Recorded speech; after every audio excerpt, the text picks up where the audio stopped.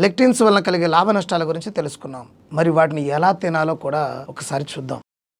మన భారతీయులు వండి తినడంలో అనేక పద్ధతులను పాటిస్తూ ఉంటారు. ముఖ్యంగా విత్తనాలను, కూరగాయలను శుభ్రపరిచి వాటిని వాడకంలో మన సాంప్రదాయ ఆయుర్వేదం సూచించిన పురాతన సూత్రాలను ఆచరిస్తూ ఉంటారు. సాధారణంగా అన్ని రకాల పప్పు ధాన్యాలను వంట చేయడానికి ముందు నానబెడుతూ ఉంటాం. ముందుగా నానబెట్టడం వలన తర్వాత వంట సమయంలో తేలికగా ఉడుకుతూ ఉంటాయి. ఇది మన ఆరోగ్యానికి చాలా మంచిది.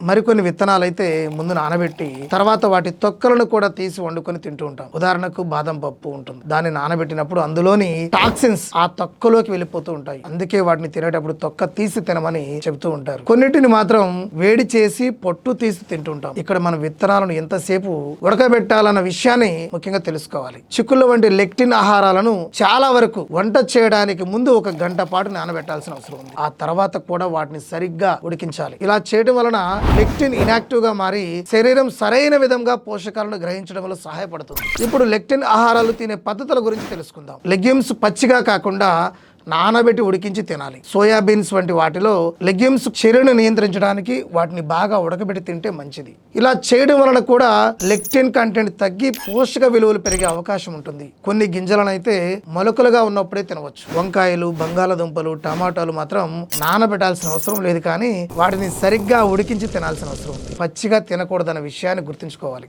కొన్ని ధాన్యాలను అయితే ఫెర్మెంట్ చేసుకొని తినాలి, అంటే కొంతకాలం పాటు నిల్వ ఉంచి అప్పుడు తినాలి. వాటిని అలా ఫెర్మెంట్ చేయడం వలన కూడా ఈ లెక్టిన్ల ప్రభావం కొంతమేర తగ్గుతుంది. లెక్టిన్ల వల్ల కలిగే లాభాలు ఏంటి, ఈ వివరాలను ఇప్పుడు చూద్దాం. 2015లో చైనా వాళ్ళు జరిపిన పరిశోధనలో వారు విడుదల చేసినటువంటి నివేదికల ప్రకారం ఈ లెక్టిన్లు సెల్ సిగ్నలింగ్ మార్గాలను ప్రభావితం చేసి క్యాన్సర్ కణాలను చంపి ట్యూమర్ పెరుగుదలను నిరోధిస్తుందని తెలియజేయడం జరిగింది. ఇలా లెక్టిన్లకు క్యాన్సర్ నిరోధక లక్షణాలు ఉన్నాయని వారు చెప్పడం జరిగింది.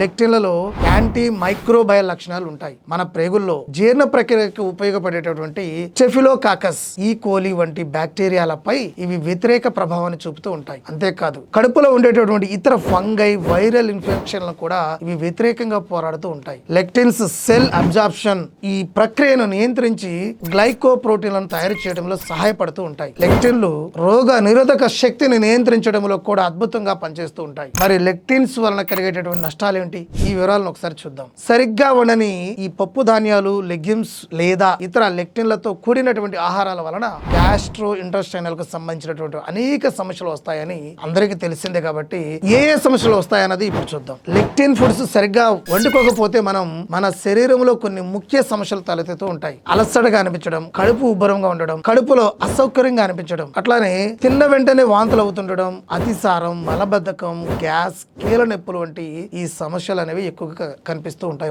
మనుషులపై లెక్టిన్ ప్రభావం తెలిపే పరిశోధనల సమాచారాన్ని కానివ్వండి, పలు అధ్యయనాల నివేదికలు కానివ్వండి చాలా తక్కువగా ఉన్నందున గ్యాస్ట్రో ఇంటెస్టైనల్ సమస్యలకు లెక్టిన్లు మాత్రమే కారణమని కూడా మనం చెప్పడం సరైన పద్ధతి కాదు. ఆహారంలో ఉండే ప్రక్టాన్ల ప్రభావం వలన కూడా ఈ సమస్యలు రావచ్చని స్వయం ప్రకటిత మేధావులు హెచ్చరిస్తూ ఉన్నారు ఈ రోజున. ఇలాంటి తప్పుదవ పఠించే సమాచారం కారణంగానే ఈ రోజు పప్పు ధాన్యాలు, లెగ్యూమ్స్ వినియోగం చాలా వరకు తగ్గిపోయింది. ముఖ్యంగా పాశ్చాత్య దేశాలలో అయితే 98% మంది ఈ తృణధాన్యాలను వినియోగించడమే పూర్తిగా మానేశారు. అధిక మొత్తంలో ప్రాసెస్ చేసినటువంటి ఆహారాలను తీసుకుంటూ ఉన్నారు. ఒక విధంగా లెక్టిన్లపై జరిగినటువంటి ప్రచారం కూడా దీనికి ఒక ప్రధాన కారణం అని చెప్పుకోవచ్చు.